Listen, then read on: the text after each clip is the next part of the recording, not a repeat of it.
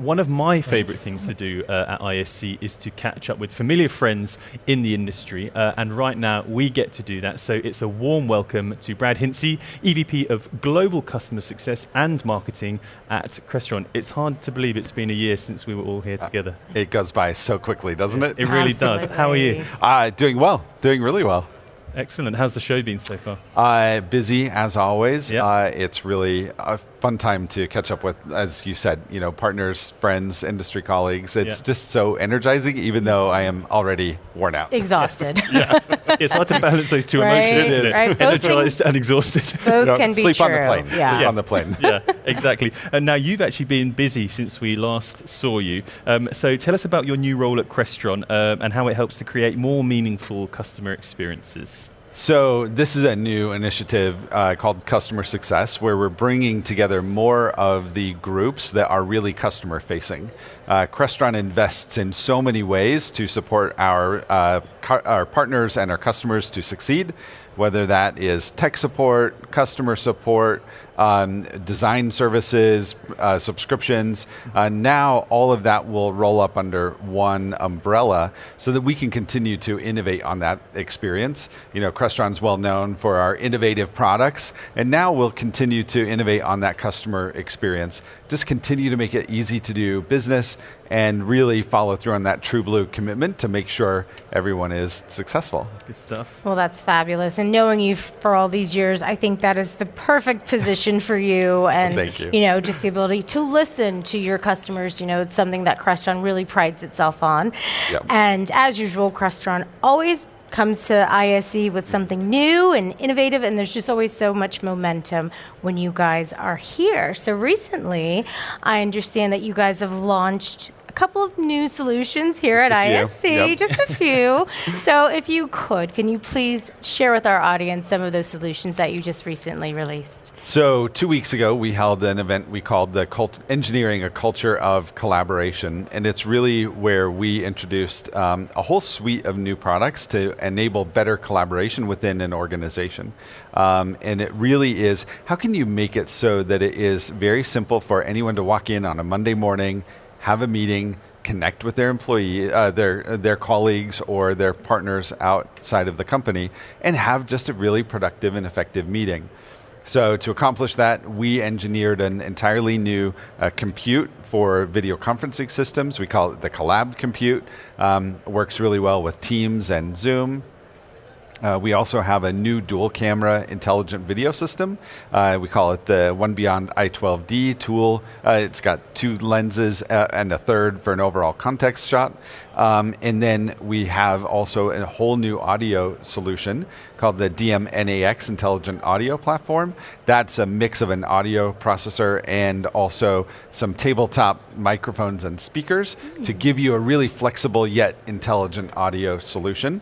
And then lastly, we also introduced an enhancement to our multi-camera solution, Automate VX, that simplifies the deployment by leveraging the intelligent video and visual AI technology that is already built within it.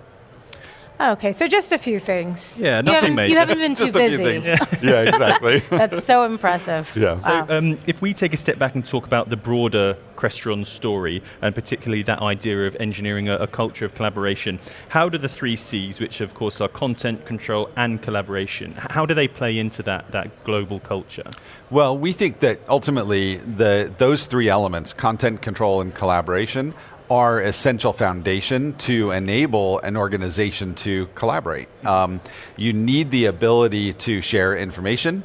You need the ability to collaborate with people inside of the room and remote, and then you need the ability to make sure that the space is really simple to use. Anyone can walk in and use that. By combining all 3, that's how you deliver an experience that is really simple, where technology disappears and those that are using the space get to focus just on the purpose for why they are there. And so while we may say this is engineering a culture of collaboration, what really is required to accomplish that is a great mix, solid mix of all 3 of those elements. And that's what we've done with this new release. Yeah, that's impressive. And I wanted to touch back a little bit more on your Collab compute platform. Yeah. And as we all know, organizations are working feverishly to get AI into their environments. And I know your cloud compute is creating a bit of a buzz. Yeah. So I want to talk a little bit more about that platform and how it's helping to shape the future of intelligent spaces and AI-ready collaborations in those spaces. So there's two elements that we really focused on in engineering this product to enable better AI capability. One is building in AI technology, so it has a dedicated NPU with the proper headroom to support AI applications today and also future growth around those capabilities. Microsoft and Zoom are both doing really interesting things to enable or bring AI into a space, and we worked really closely with both of them to make sure that we had the components that will support a long runway for the addition of these AI capabilities. The second is actually a little more practical in that in order to enable AI, you need this hardware in more spaces. And so we built the collab compute so that it can easily go into every space within an organization, connect the right peripheral for that space, and then you can extend these AI capabilities throughout. Because if you don't have that hardware in the room, you can't take advantage of those AI capabilities. Yeah, very, very true. And yeah, you need to be future ready for sure in many ways. And speaking of the future, looking ahead, what key industry trends are you seeing right now that are going to be informing Crestron's product roadmap going forward? Well, there's several that I think are really important. One, of course, is that across the business, across the organization, individuals have more and more expectations for how they want meetings to operate or how the space and how they want that space to operate when they walk inside of that. And so, we have an increasingly demanding customer base that we get to deliver these solutions to. And so trying to really clearly understand what it is that they're looking for, meet those needs of those individual users. We used to need to do more selling as an industry to those customers. This is how it will benefit you. Now we're in that position where they're telling us what they want and we can meet that. And I think that's really exciting. The other one is this concept that AI, where a lot of individuals are finding productivity by themselves with AI, right? Behind your laptop, you get a lot more work done with AI. But then they go into a meeting room and they want to get those same benefits in a collective way. And so that's a key trend that will also push a lot of organizations to figure out, how do I solve this problem of I get benefit when I'm by myself, but I don't want to break that when I'm in a meeting with several other individuals. I actually want more leverage out of that. And so that's a key trend that we're watching so that we ensure that we unlock that capability as well.